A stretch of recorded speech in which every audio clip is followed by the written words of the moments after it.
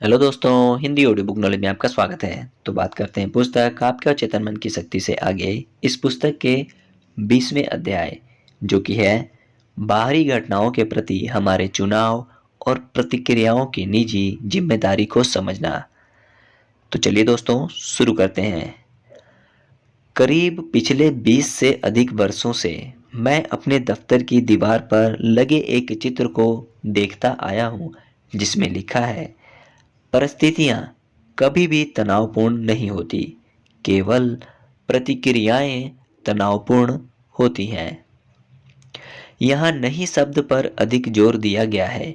यह सच है कि कई बार ऐसी घटनाएं घटती हैं जिनकी तनावपूर्ण प्रतिक्रिया स्वाभाविक होती है, मगर यहाँ हम हर दिन की घटनाओं की बात कर रहे हैं जिन्हें कई लोग बड़े ही सामान्य ढंग से तनाव मुक्त होकर निपटते हैं, जबकि अन्य लोग उसी तरह की परिस्थितियों में तनाव, गुस्सा, ईर्ष्या, निराशा आदि के साथ प्रतिक्रिया देते हैं। जो लोग ऐसा करते हैं वे यह नहीं जानते कि किसी घटना की प्रतिक्रिया देने का उनका ऐसा तरीका स्वयं को चोट पहुंचाता है। जो लोग इस कहावत को मानते हैं कि परिस्थितियां कभी भी तनावपूर्ण नहीं होती, हमारी प्रतिक्रिया तनावपूर्ण होती है, वे यह जिम्मेदारी अपने ऊपर लेते हैं कि उन्हें किसी घटना पर किस तरह की प्रतिक्रिया देनी है। इसका अर्थ यह नहीं है कि उन्हें गुस्सा नहीं आता या उनके मन में नकारात्मक विचार नहीं आते। इसका सरल सा अर्थ यह है कि अपनी प्रतिक्रिया के लिए स्वयं को जिम्मेदार मानने से वे यह समझ जाने में सफल हो जाते हैं कि उन्हें किसी घटना पर ऐसा क्यों महसूस हो रहा है, और वे ऐसा महसूस ना करने की स्थिति को चुन सकते हैं। यह निश्चय करते ही वे तनाव को उत्पन्न करने वाले विचारों को पहचान कर उन्हें जल्दी से रोक देते हैं। मैं जानता हूँ कि यह सुनने में अजीब सा लग रहा होगा, मगर हम अपने आसपास ऐसे कितने ही लोगों को जानते होंगे जो कभी खुश दिखते ही नहीं हैं। वे हमेशा नाखुश ही दिखते हैं। अपने अपने आसपास इसे देखने की कोशिश करें। ये लोग अपने आप को सदैव दुर्भाग्य का शिकार समझते हैं और किसी घटना विशेष के लिए उत्पन्न तनाव का दोष परिस्थिति पर या किसी व्यक्ति के सर पर मढ़ देते हैं। उनका व्यक्तित्व मानसिक और भावनात्मक रूप से अतीत की यादों में ही गोता खाते हुए व्यर्थ होता रहता है।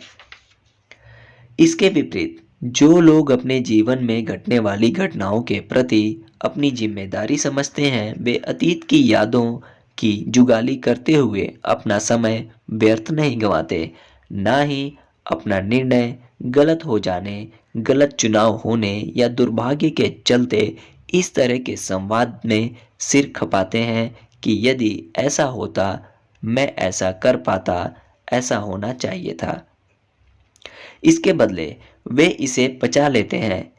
दुख महसूस होता है, मगर वे वर्तमान पर ध्यान केंद्रित करते हैं और अपने आप से कहते हैं, हो सकता है वह एक दुर्घटना हो, मगर अब वह सब खत्म हो चुका है। जो कुछ घट चुका है मैं उसे बदल नहीं सकता, मगर अपने इच्छित लक्ष्य के चित्र को प्राप्त करने के लिए मैं अपने स्व संवाद को प्रभावित कर सकता हूँ। ऐसे लोग स्वभाव से लचीले, परिवर्तनशील होते हैं। वे असफलताओं को अस्थायी मानते हैं।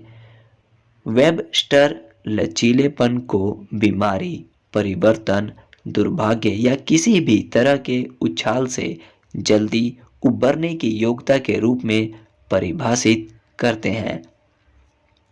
परिवर्तनशील स्वभाव के लोगों में परिस्थिति से उबरने की अद्भुत क्षमता होती है। वे अपने लक्ष्य की ओर उन्मुख होते हैं और डॉक्टर मर्फी द्वारा कही गई सारी बातों का अपने जीवन में अभ्यास करते हैं। किसी भी असफलता का सामना करने के लिए बढ़िया अभिपुष्टि इस तरह हो सकती है, मैं सारी असफलताओं को अस्थायी मानता हूँ। मैं लचीले स्वभाव का हूँ और अपनी असफलता या दुर्भाग्य से जल्दी ही बाहर निकल आता हूँ या निकल आती हूँ। वे लोग जो अपने कार्यों के लिए स्वयं को जिम्मेदार मानते हैं वे अपने प्रेम रहित व्यवहार की क्षतिपूर्ति भी तुरंत करते हैं। वे क्षमाशील होते हैं, न केवल स्वयं के प्रति वरन दूसरों के प्रति भी वे ऐसा ही रुख रखते हैं। ओके दोस्तों, इसी के साथ अध्याय 20वां समाप्त होता है।